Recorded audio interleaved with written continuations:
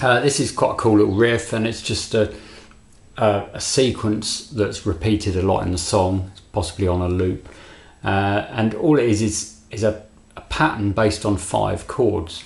Now the actual chords are B flat minor, G flat, D flat, A flat, and then there's an A diminished on the second time.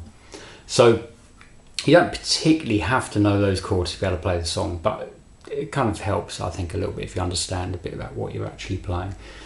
So on the first chord, the B flat minor, what's happening is we're picking out certain notes from the chord, but it's very much in a kind of Andy Summers, sort of the Police style. Think of things like that sort of idea where you're picking out the individual notes of the chord, and it doesn't really sound like a chord's being held, it's sort of individual notes. So what we've got to do for the first one is play 5th string 1st fret. Right hand need to probably use fingers rather than a pick for this. You could use a pick, but it's going to be easier with fingers. So play that note, and then play the 3rd fret on the 4th string, then 2nd fret on the 2nd string with the 2nd finger. So that was, and even though it comes from this chord, we don't want to be doing this. It wants to be, so you're actually coming away from each note after you've played it. And then you play 2nd string 1st fret, and very quickly hammer on and pull off to 2nd fret like this. So that was, so you pick the string once, you get 3 notes by hammering on and pulling off, and then play a 3 on the 3rd string, 3rd finger. So that was,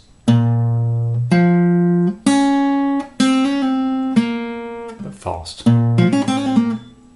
The next one, a little bit simpler.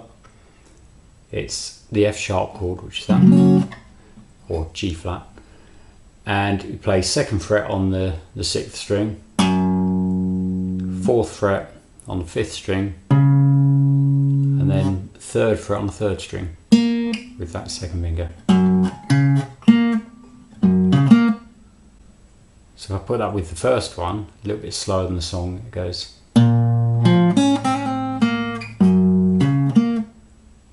And that last note just stops dead, it doesn't ring, it's not, it's, and then we go to the D flat or C sharp, which is here. Similar thing to the first one, but this chord's major, whereas the first one was minor. So instead of going,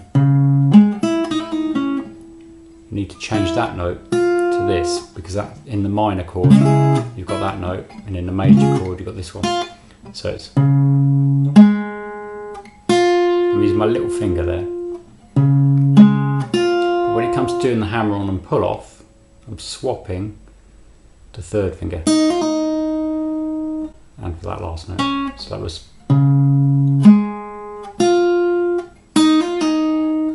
You notice that kind of change of hand position.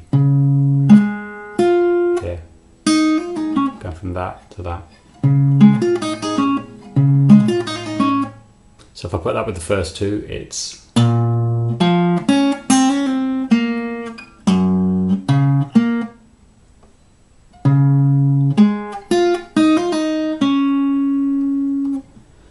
And then the 4th chord changes from the first time you play this to the second time. So the first time you play it, the 4th chord is this. It's just like the 2nd chord we did here, but 2 frets along.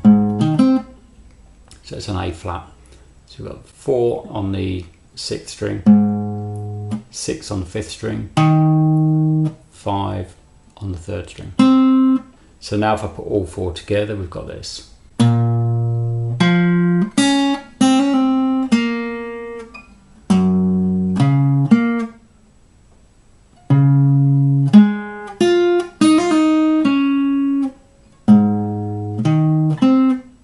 Then that repeats, the first 3 shapes exactly the same. But this time on the 4th one, instead of doing this, we do something very similar, But this was an A flat major or G sharp major. The next one's an A diminished. And the difference is, instead of this note is 1 fret higher. That's the only difference between those two chords. So instead of that, we've got this. So it's a 5 instead of a 4. So the second sequence played slowly is this.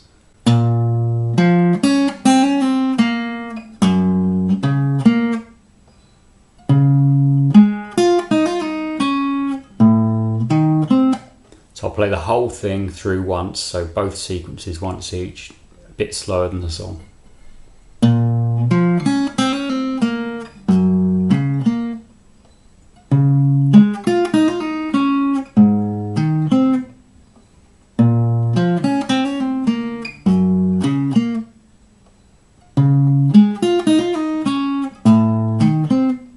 Now I'll play up to speed.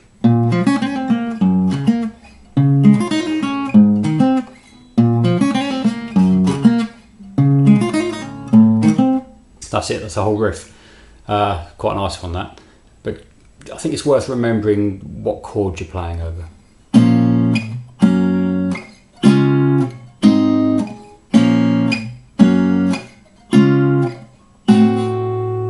They're the actual chords. So whoever wrote this would have probably written the chords first and then decided to play it in that way. So yeah, it's quite a cool riff. Any questions, please put them in the comments. Please subscribe if you haven't already, and please click like if you liked it. Okay, thanks.